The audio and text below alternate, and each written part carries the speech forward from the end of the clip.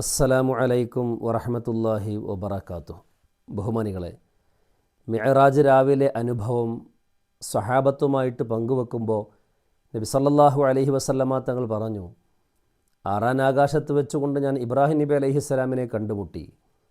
ഇബ്രാഹിം നബി അലൈഹിസ്സലാം എന്നോട് ഏൽപ്പിച്ച ഒരു കാര്യം, അഖ്രി മിന്നി ഉമ്മത്തക അസ്സലാം, എൻ്റെ സലാം അങ്ങയുടെ സമൂഹത്തിലേക്ക് എത്തിച്ചു കൊടുക്കണം.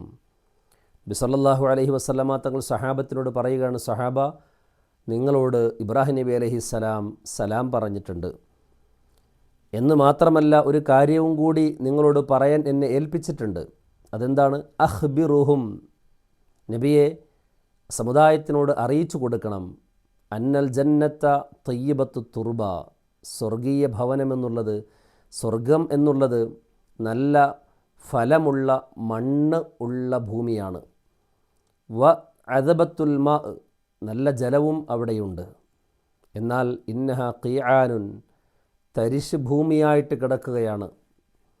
വ അന്ന ഖിറാസഹ, അവിടെ നടേണ്ടത് മരമൊന്നുമില്ലാതെ ചെടിയൊന്നുമില്ലാതെ വിജനമായിട്ട് കിടക്കുന്ന ഭൂമി സ്വർഗത്തിലുണ്ട്.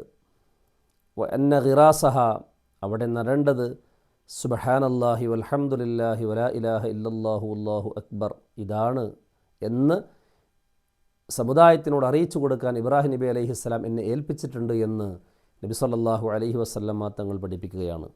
മിഅ്റാജ് രാവിലെ അനുഭവം സ്വഹാബത്തുമായിട്ട് പങ്കുവെക്കുമ്പോൾ നബി സല്ലല്ലാഹു അലൈഹി വസല്ലമ തങ്ങൾ പറഞ്ഞ കാര്യമാണ് ഇത്.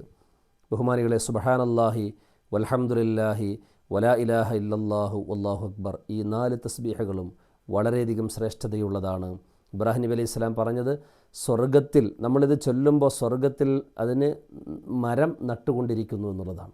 എന്ന് പറഞ്ഞാൽ ഈ ഒരു തസ്ബീഹ് നാം എത്രമാത്രം ചൊല്ലുന്നുണ്ടോ അത്രയും സ്വർഗത്തിലേക്ക് അടുക്കാനുള്ള മാർഗ്ഗങ്ങൾ നമുക്ക് എളുപ്പമായി കിട്ടും എന്നുള്ളതാണ്. നമുക്ക് വേണ്ടി സ്വർഗത്തിൽ മരം നട്ടിട്ടുണ്ട് എങ്കിൽ ആ മരത്തിൻ്റെ അടുക്കൽ എത്തണമെങ്കിൽ സ്വർഗപ്രവേശനം സാധ്യമാകണമല്ലോ. പണ്ഡിതന്മാർ ഈ ഹദീസിനെ വിശദീകരിച്ചുകൊണ്ട് പറയുന്നു, ഈ തസ്ബീഹ് ധാരാളമായി ചൊല്ലുന്ന ആൾ സ്വർഗാവകാശിയായിട്ട് മാറും എന്നുള്ളതാണ്. അല്ലാഹു സുബ്ഹാനഹു വതആല അവൻ്റെ സ്വർഗീയ സുബനത്തിൽ നമ്മെ ഏവരെയും ഒരുമിച്ച് കൂട്ടി അനുഗ്രഹിക്കുമാറാകട്ടെ. നമ്മുടെ അമലുകൾ അല്ലാഹു സ്വീകരിക്കുമാറാകട്ടെ. നമ്മുടെ ആഖിബത്ത് അല്ലാഹു നന്നാക്കി തരുമാറാകട്ടെ. നമ്മിൽ നിന്നും മൺമറഞ്ഞവർക്ക് അല്ലാഹു മഗ്ഫിറത്തും റഹ്മത്തും നൽകുമാറാകട്ടെ. വ ആഖിറു ദഅവതി അനിൽ ഹംദുലില്ലാഹി റബ്ബിൽ ആലമീൻ. അസ്സലാമു അലൈക്കും വറഹ്മത്തുള്ളാഹി വബറകാതുഹു.